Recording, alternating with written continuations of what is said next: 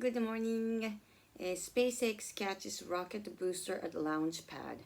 SpaceX has pulled off one of its biggest achievements yet, is using mechanical arms to catch the booster part of a spacecraft after the launch of its enormous Starship rocket. The company's CEO, Elon Musk, called it science fiction without the fiction part. Usually, the boosters that help power rockets into space land in the ocean. Never before has a booster been caught back at the launch pad.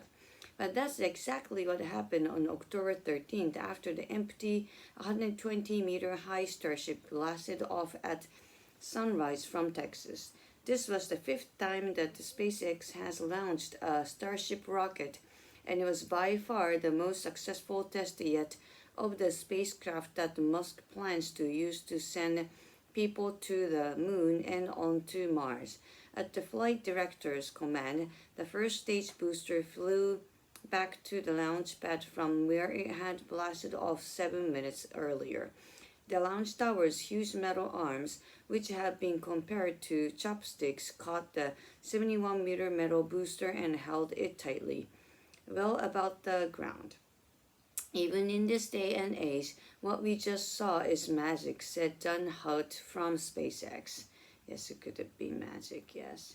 It was up to the flight director to decide in real time with a manual control whether to attempt the landing.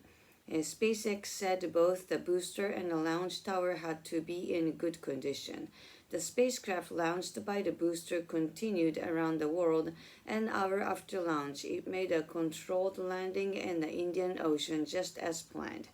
SpaceX has been recovering the first stage boosters of its smaller Falcon 9 rockets for 9 years, but they land on platforms several kilometers from their launch pads, not on them. Recycling Falcon boosters has sped up the launch rate and served SpaceX millions.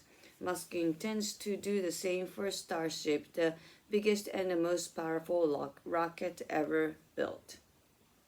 Yes, discussion. What are your thoughts on SpaceX achievement? It was very cool, isn't it?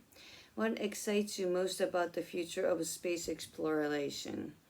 I don't know. It's just like having a rocket launched to the space and the thing going into the space is just exciting. Do your country have a space agency? Hello, my baby. If so, has it completed any exciting missions recently? Actually, don't know. I just follow the rough news, but not intensively. So, do you think humans will land on Mars within your lifetime?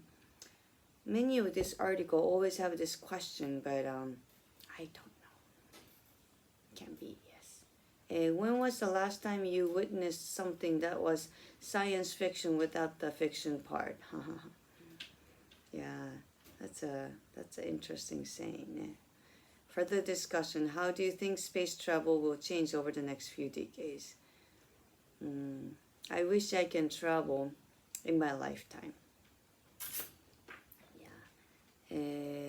In your opinion, what are the benefits of space exploration? I don't know. It's just like